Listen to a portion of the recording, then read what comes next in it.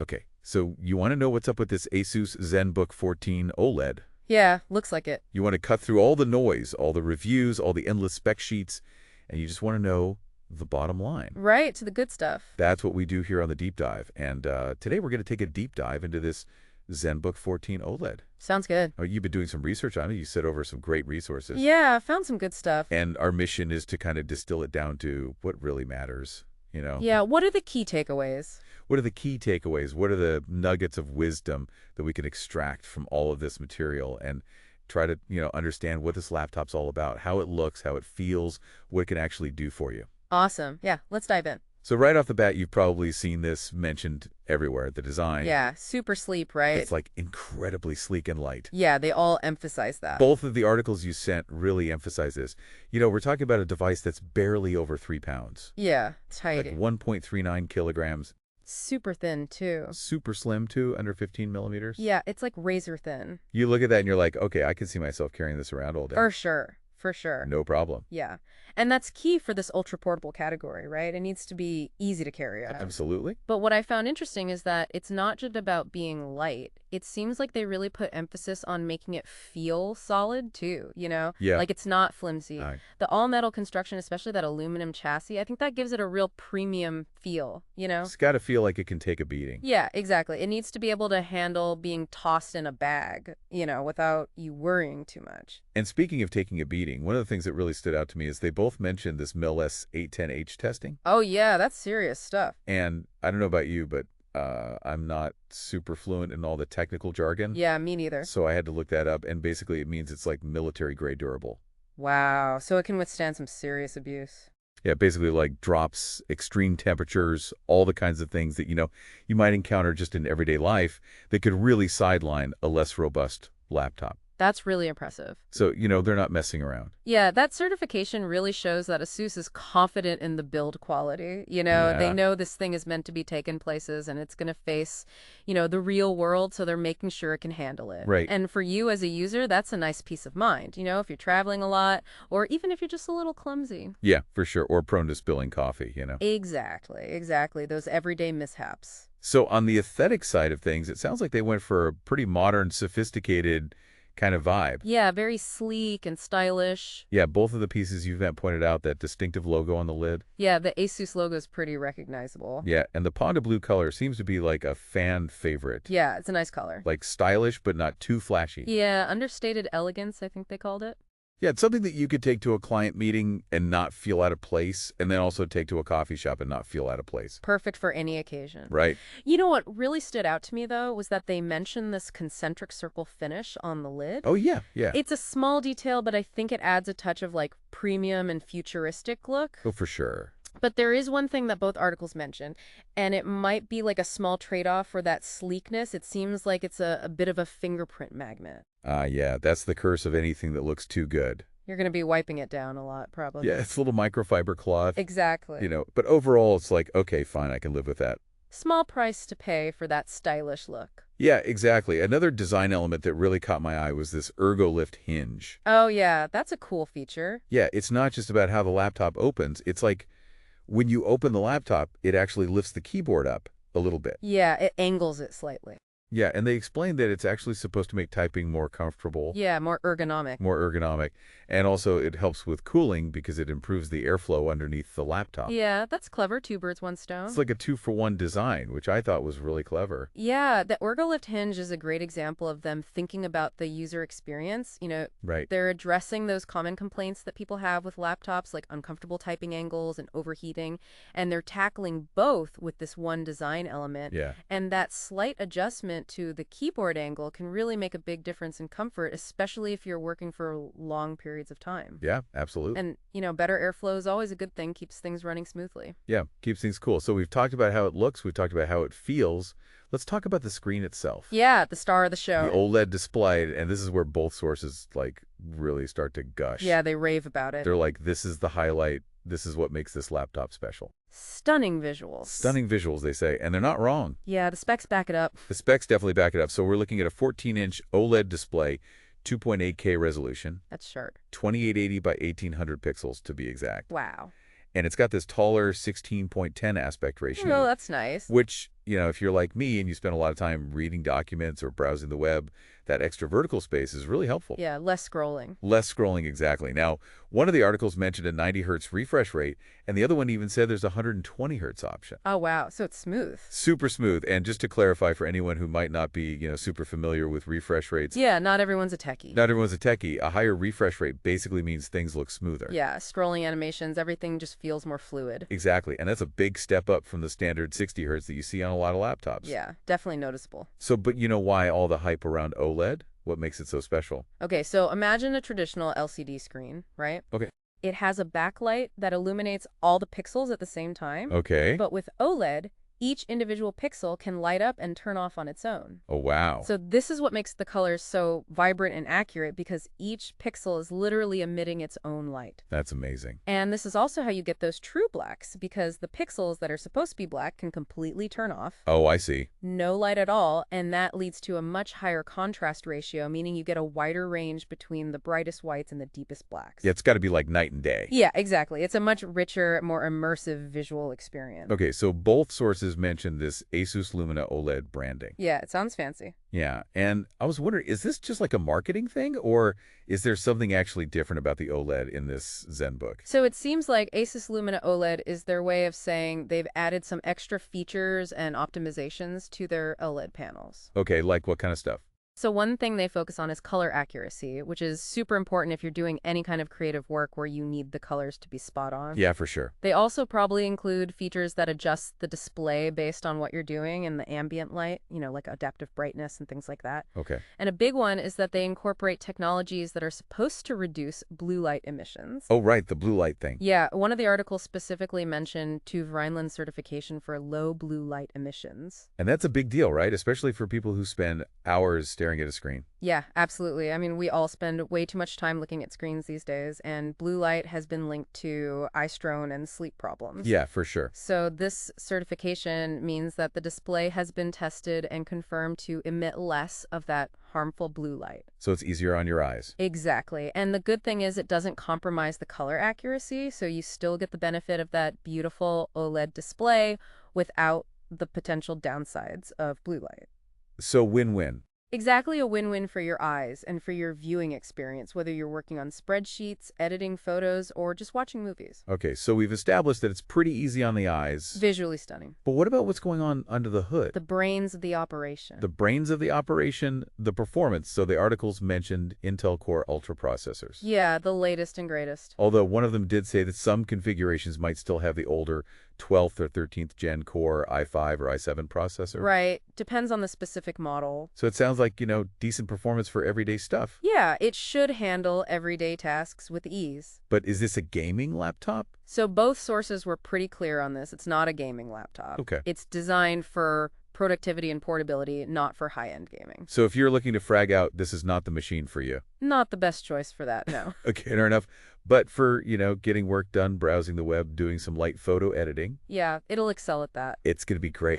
The integrated graphics are perfectly capable for that kind of stuff, whether it's the Intel Arc in the newer models or the Intel Iris in the older ones. Right, and speaking of keeping things running smoothly. Yeah. It looks like Asus has also made sure that you've got plenty of memory and fast storage. Yeah, they didn't skimp on the specs. No, they didn't. So we're seeing configurations with up to 16 gigabytes of LPDDR5 RAM. That's a good amount. And really speedy PCIe 4.0 SSDs with up to a terabyte of storage. Wow, a terabyte. So that means things are going to boot up quickly, programs are going to load in a flash. Yeah, no more waiting around. No more waiting around, and, for everyday use, that makes a huge difference. Absolutely. It all adds up to a much more responsive and enjoyable user experience. Now, no piece of tech is perfect, and one of the articles did mention this thing called thermal throttling. Oh, that doesn't sound good. Yeah, it sounds a little scary. Yeah, what is that all about? They said it happens under really heavy sustained use, so I'm curious from your perspective, what does that actually mean for someone who's using this laptop on a day-to-day basis? Okay, so thermal throttling is basically a safety mechanism that kicks in when the laptop starts to get too hot. Okay. So if you're pushing it really hard, like doing some intense video editing or running complex simulations for hours on end, The processor might slow down a little bit temporarily just to prevent overheating and damage. Okay. But the good news is that for most people's everyday use, browsing the web, working on documents, doing some light creative work, you're probably not going to run into this issue. Okay, so it's more of a worst-case scenario kind of thing. Yeah, exactly. It's there just in case, but for typical use, you should be good. So, it's optimized for the kinds of tasks that you would expect someone with an ultra-portable to be doing. Exactly. And speaking of ultra-portable, battery life is a big deal. Huge. And it sounds like the Zenbook does not disappoint. Yeah, they all say the battery life is excellent. Yeah, they're throwing around words like long-lasting, and one of the articles even gave an estimate of like 10 to 12 hours. Wow, that's impressive for an ultra-portable, especially with that high-resolution OLED screen. Yeah, they even mentioned a 75-watt battery, which is pretty beefy for a laptop this thin and light. Yeah, they really squeezed it in there. So, for someone who's on the go a lot, who can't always be tethered to a power outlet, Yeah, for students, travelers, remote workers. that's a game changer. It gives you so much freedom and flexibility. Yeah, absolutely. And then when you do eventually need to plug in, it sounds like it charges up pretty quickly. Oh, yeah, they mentioned fast charging. Yeah, they said you can get up to 60% battery in under 50 minutes, That's pretty quick. which, if you're in a rush, can be a lifesaver. A quick top up and you're good to go. Okay, so let's talk about connecting this thing to the outside world. All your other devices, the internet. Ports and the wireless capabilities. What do we got? Yeah, so it's surprisingly well equipped for an ultra portable.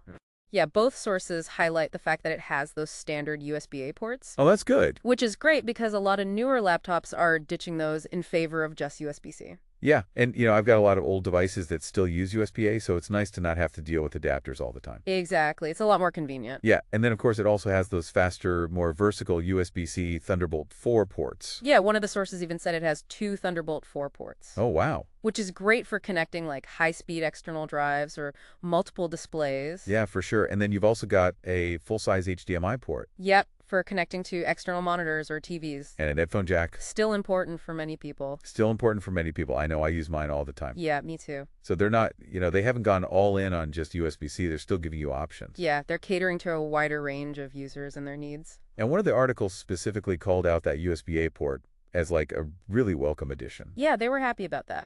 And then they also mentioned that Asus includes a USB Type-A to Ethernet adapter in the box, Oh, that's a nice touch. which is like, if you need a wired connection for whatever reason, you've got it. Yeah, for those situations where Wi-Fi isn't reliable or secure enough. Right. And then on the wireless side of things, it sounds like they've really future-proofed this thing. Yeah, the wireless capabilities are top-notch. One of the articles mentioned Wi-Fi 7, Oh, wow, the latest standard, which is like the latest and greatest. The other one said Wi-Fi 6E, which is still very good. which is still very good. So either way, you're getting, really fast, reliable wireless connections. Yeah, no lag, no buffering, just smooth sailing. And then you've got Bluetooth 5.2 for connecting all your wireless headphones and other devices. All the wireless goodies. And then on top of that, and this one really surprised me, it has a micro SD card reader. Oh, wow, that's a throwback. I know, right? But it's actually really useful. It's super useful, especially if you're a photographer or if you work with a lot of media from external memory cards. Yeah, it makes transferring files a breeze. Okay, so we've talked about how it connects to everything. Let's talk about the actual feel of using the laptop, the keyboard, the touchpad. What do the sources say about those? So overall, it seems like the keyboard is pretty comfortable for typing. Okay, One of the articles mentioned a key travel of 1.4 millimeters. which is, not bad for a thin laptop. Yeah, it's a decent amount of depth. Although they did say that some people might find it a bit on the shallow side, Yeah, personal preference, I guess. but it does have backlighting. Essential for working in dim lighting. Essential, yeah. And then the touchpad, they described it as smooth and responsive, accurate tracking. Yeah, sounds good. And it's a good size. Plenty of room for gestures. Yeah, and then there's this really cool feature called Asus NumberPad 2.0, Oh, yeah, I've seen that before. which basically turns the touchpad into a virtual numeric keypad. Yeah, super clever. So if you're working with spreadsheets or doing a lot of number crunching, Makes data entry a lot easier. yeah, it's a really smart way to add that functionality without making the laptop any bigger. Yeah, maximize that space. All right, so we've covered a lot of ground here. We've gone through pretty much everything. But before we wrap up, let's talk about the audio on the webcam. How does this Zenbook sound? How does it look during video calls? Important considerations these days. Yeah, definitely. So it seems like Asus hasn't neglected these areas. Okay, good. They highlight the Harman Kardon certified stereo speakers, which are supposed to deliver really good sound quality. Oh, nice. Rich and immersive, they said. So whether you're listening to music or watching movies or on a video call? Yeah, Should sound great for all of that. That's going to sound good. And they also include an AI noise canceling microphone, which is great for video calls because it helps filter out background noise. Oh, that's essential these days. Yeah, especially if you're working from home or in a noisy environment. So the other people on the call aren't hearing your dog barking or, whatever else is going on. Exactly. Clear communication all around.